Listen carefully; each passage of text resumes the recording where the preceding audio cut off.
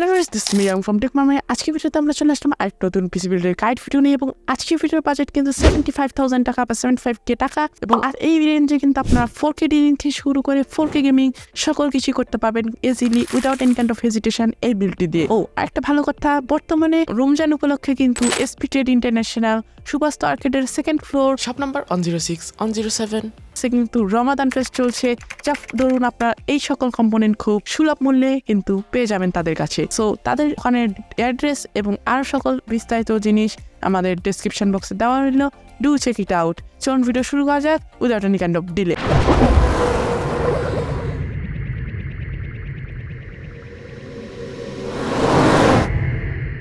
So intro পরে চলে আসলাম main ভিডিওতে। এখন আমি আপনাদের দেখাবো আসলে কি কম্পোনেন্ট চুজ করি যার ফলে বর্তমানে এই বাজেটে আমি বেস্ট একটি পিসি বিল্ড করতে সক্ষম হলাম বা কনফিগারেশন একটি পিসি বিল্ড করতে সক্ষম হলাম। সো সর্বপ্রথম এই প্রসেসর হিসেবে আমি ইউজ করেছি AMD Ryzen 5 5600 6 কোর 12 থ্রেডসের একটা প্রসেসর, যেটি বর্তমানে বেস্ট বললেই চলে without any kind of graphics card. যদি আপনার এক্সটার্নাল গ্রাফিক্স কার্ড লাগান সো সেই ক্ষেত্রে আমার মনে হয় এটি বেস্ট প্রসেসর এই বাজেটে।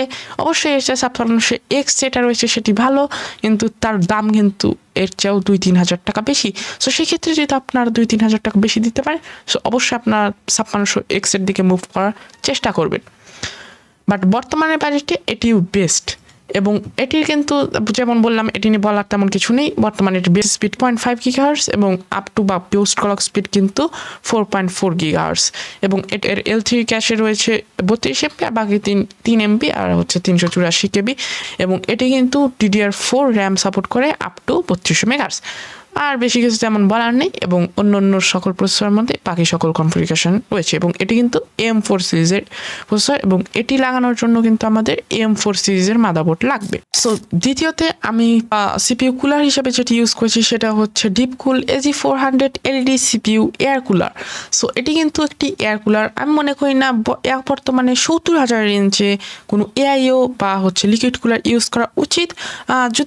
যদি 1 লাখ বা 1.5 লাখের রেঞ্জে উঠি সো সেই ক্ষেত্রে আমি একটা যুক্তি তা আপনারা দিতে পারবেন, বাট এই রেঞ্জে আমার মনে হয় না লিকুইড কুলারের প্রয়োজন রয়েছে। বাট কারো যদি প্রয়োজন হয় সো সেক্ষেত্রে আপনারা লাগিয়ে নিতে পারেন। কিন্তু এয়ার কুলারের মধ্যে আমরা বর্তমানে best air cooler Deepcool AG400 LED 120mm CPU কুলারটি ইউজ করেছি। এটি কিন্তু best value for money air cooler. So পরবর্তীতে Gigabyte B550M DS3H AM4 AMD Macritex motherboard এবং এই মাদারবোর্ডটি কিন্তু AM4 সিরিজের মাদারবোর্ড, অর্থাৎ এটি কিন্তু AM4 হচ্ছে শুধু রাইজেনের প্রসেসরগুলো সাপোর্ট করে এবং AM4 শুধু কিন্তু প্রসেসরগুলো সাপোর্ট করে। আমরা কিন্তু এটিতে DDR5 বিল্ড করতে পারবেন না কারণ এটি AM5 সাপোর্ট করে না। সো সেই ক্ষেত্রে DDR4 এর মধ্যে এটিও কিন্তু একটি বেস্ট আপনার মাদারবোর্ড বলতে পারেন, কিন্তু কারণ এই প্রাইস অর্থাৎ বর্তমানে এটির প্রাইস হচ্ছে 12,800 টাকা। সো এই রেঞ্জে কিন্তু এটি আপনাকে 4টা র্যামের স্লট দিয়ে দিচ্ছে এবং 500 সিরিজের যে চিপসেট রয়েছে মাদারবোর্ডের, অর্থাৎ 520 550 আমরা 500তে যেগুলো দেখি সো সেই সিরিজের কিন্তু আপনাকে চিপসেট দিয়ে দিচ্ছে, যা সত্যি অভাবনীয় এই প্রাইসে।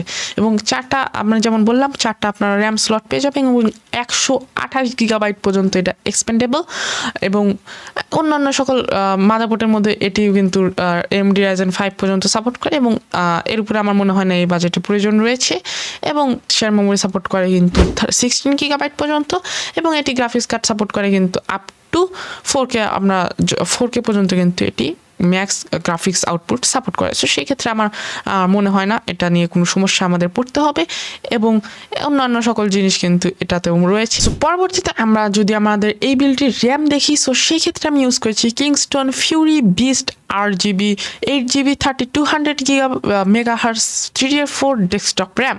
সো এই র্যামটি কিন্তু 8GB একটি র্যাম এবং 8GB আমি দুটো স্টিক ব্যবহার করেছি। বর্তমানে এটির প্রাইস কিন্তু পার পিস 3,200 টাকা এবং আপনারা কিন্তু এর চেয়ে কমে পাওয়ার সম্ভাবনা রয়েছে যদি আপনারা আমি যে দোকানটি সাজেস্ট করলাম সেই দোকানে গেলে কিন্তু আপনার এর থেকেও কমে পেয়ে যেতে পারেন।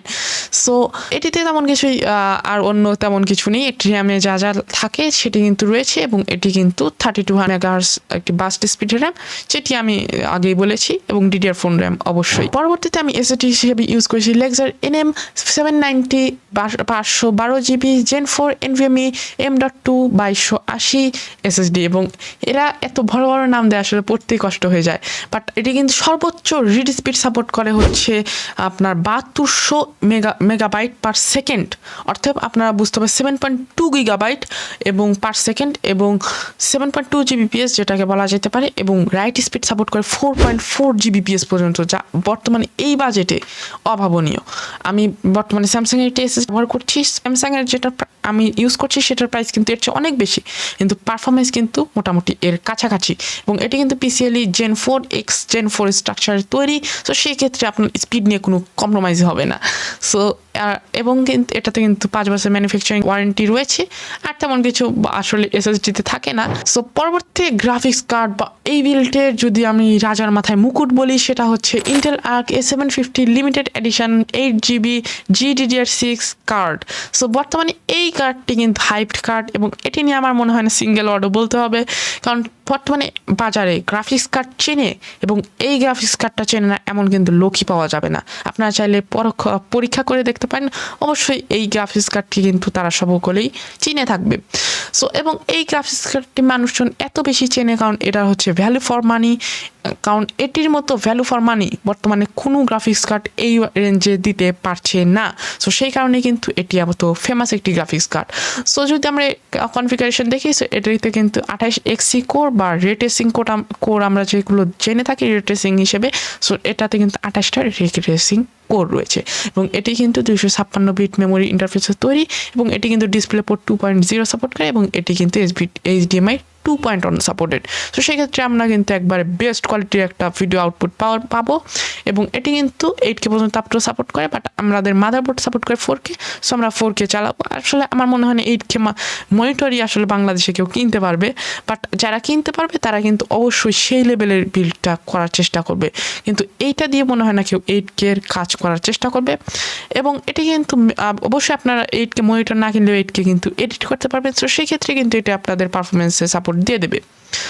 সো এটি কিন্তু PCI Express 4.0 X16 বাস টাইপ সাপোর্ট করে, এবং এটির কিন্তু মেমোরি ক্লক স্পিড যেটা রয়েছে সেটি কিন্তু 2050 মেগাহার্টজ, এবং 8GB হলেই কিন্তু 8GB না, এবং এটার কিন্তু আমাদের মেমোরি ক্লক স্পিডই কিন্তু গ্রাফিক্স কার্ডের মেইন, যেটা হচ্ছে মেমোরি যে বাস স্পিড রয়েছে আমরা যেগুলো র্যামে দেখে থাকি সেটির মতোই কিন্তু গ্রাফিক্স কার্ডের ক্ষেত্রে আমাদের এই জিনিসটি হচ্ছে খুবই গুরুত্বপূর্ণ, এবং এটিতে কিন্তু 2050 মেগাহার্টজ পর্যন্ত রয়েছে, সে আমার কাছে এনাফ মনে হয়েছে না। যদি এই গ্রাফিক্স কার্ডটি ইউজ করেন তো সেই ক্ষেত্রে আপনাকে পিছিয়ে তাকাতে হবে না ইনশাল্লাহ, এবং আপনার অবশ্যই এটা থেকে ভালো একটি আউটপুট জেনারেট করতে পারবেন। এবং পরবর্তীতে আমরা চলে যাই যদি পাওয়ার সাপ্লাইয়ের ক্ষেত্রে, পাওয়ার সাপ্লাই হিসেবে আমি ইউজ করেছি গিগাবাইট P550B 550 ওয়াট, অর্থাৎ 550 ওয়াট 80+ ব্রোঞ্জ সার্টিফাইড কিন্তু একটি পাওয়ার সাপ্লাই আমি ইউজ করেছি, এবং এটি কিন্তু bronze certified power supply. So সেই ক্ষেত্রে আপনার এটার কোয়ালিটি নিয়ে কোনো সন্দেহ নেই, এবং এটাতে কিন্তু উইদাউট নয়েজ যে ফ্যান রয়েছে সেটি ব্যবহার করা হয়েছে, এবং এটি কিন্তু আপনার যে হচ্ছে ইমবেডেড কেবল রয়েছে সেটি কিন্তু আপনারা পেয়ে যাবেন, এবং এটিতে কিন্তু আপনারা without any kind of sound, আমি বারবার বলছি সাউন্ডের কিন্তু একটা ম্যাটার রয়েছে, পাওয়ার সাপ্লাই থেকেও কিন্তু সাউন্ড হয়। সো সেই ক্ষেত্রে এটার ফ্যান খুললে আপনারা কিন্তু কেমন কোনো সাউন্ডই পাবেন না, এবং যা খুবই অ্যাপ্রিসিয়েটেবল এই প্রাইস রেঞ্জে।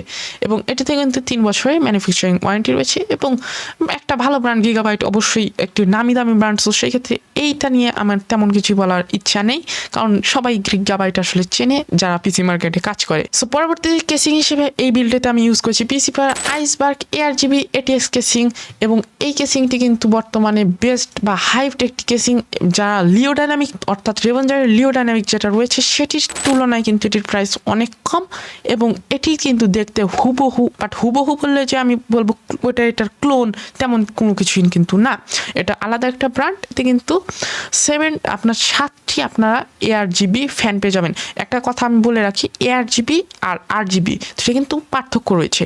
ARGB কিন্তু আপনার মাদারবোর্ড যদি ARGB হয়, সো সেই ক্ষেত্রে আপনার কিন্তু অ্যাপ দিয়ে এর ফ্যানগুলোর কালার কিন্তু কন্ট্রোল করতে পারবেন, যা RGBতে কোনোভাবেই সম্ভব নয়। এবং আর তেমন কিছু এই কেসিং নিয়ে বলার নেই। এবং আমি যেহেতু কালো বিল্ড করছি, সো সেই ক্ষেত্রে আমি কালো কেসিং ইউজ করার চেষ্টা করেছি। এবং যারা হোয়াইট বিল্ড করবেন তারা কিন্তু হোয়াইট কেসিং ব্যবহার করতে পারবেন।